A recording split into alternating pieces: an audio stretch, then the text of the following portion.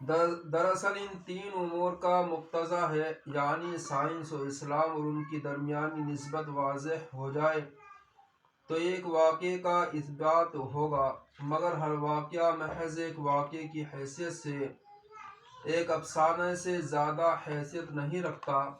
جب تک کہ اس سے کوئی عمل، کوئی حکم اور کوئی طلب پیدا نہ ہو۔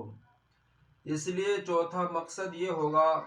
کہ ان تین ثابت شدہ حقائق کا ہم پر تقاضا کیا ہے اور یہ واقعات ہم سے کیا چاہتے ہیں۔ اس لیے اس تقریر کے موضوع سے تین مقصد پیدا ہو جاتے ہیں جن پر اس موضوع کی بنیاد ہوگی: سائنس اور اسلام کی حقیقت، سائنس اور اسلام کی درمیانی نسبت، اور سائنس اور اسلام سے پیدا شدہ موضوعات۔ ظاہر ہے کہ یہ تینوں امور قدر اہم ہیں، اسی قدر میری نسبت سے صعب اور مشکل ہے، کیونکہ اول تو اسلامی حقائق و مقاصد ہی پر سیر حاصل روشنی ڈالنا ایک بے مایہ طالب علم کے لیے یقیناً دشوار گزار ہے۔ تاہم اگر اس حیثیت سے کہ مجھے علماء کی ایک مرکزی جماعت علماء دارالعلوم دیوبند کے جوتوں میں رہنے کا اتفاق ہوا ہے، درہم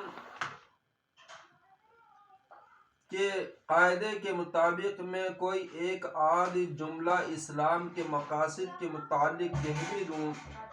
تو بہرحال سائنس تو میرے لیے ہر صورت میں ایک نئی اور اجنبی چیز ہے۔ نہ میں اس کے اصول سے واقف ہوں، نہ فروع سے باخبر، اور نہ فنی حیثیت سے مجھے اس کی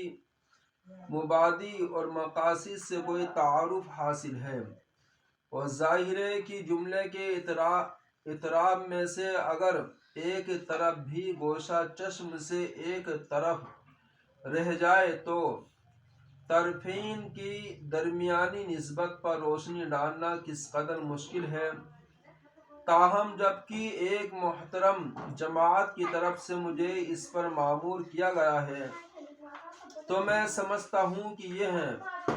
من جانب اللہ ایک طلب ہے، اس لیے غیبی امداد کی توقع پر جرات ہوتی ہے کہ عنوان زیر نظر پر اپنی بساط کے مطابق کچھ کلام کروں اور سامعین سے اپنے اغلاط کے سلسلے میں غور کی درخواست کر کے امیدوار تسامح رہوں۔ حضرات، اس وقت جو حدیث میں نے تلاوت کی ہے وہ عنوان مذکورہ کی تینوں جہات پر انتہائی جامعیت کے ساتھ حاوی ہے، اور اس میں میرے علم و فہم کے مطابق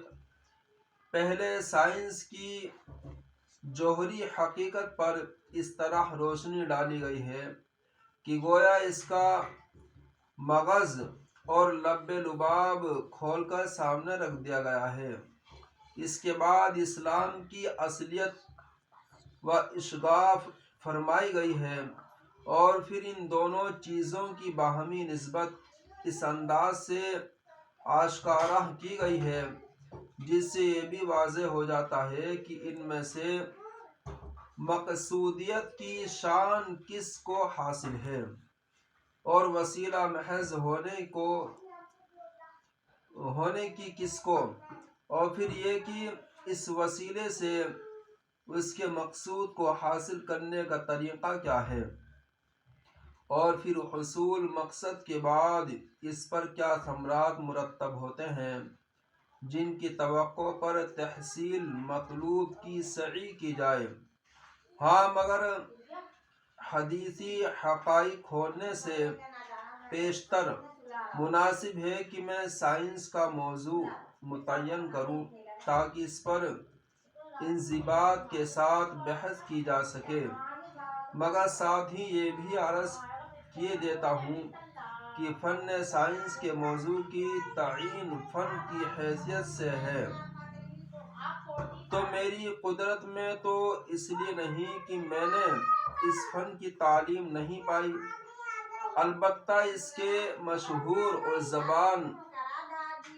زد آثار کو سامنے رکھ کر اپنی ذہنی سعی صرف سائنس کا جو کچھ موضوع متعین کر سکتا ہوں اسی کو عرض کروں گا۔ مجھے امید ہے کہ اگر میں اس میں غلطی کروں گا تو اس مرکز کے اہل فن اور سائنسی داں استاد مجھے اس غلطی پر قائم نہ رہنے دیں گے۔ اللہ عمل کی توفیق عطا فرمائے۔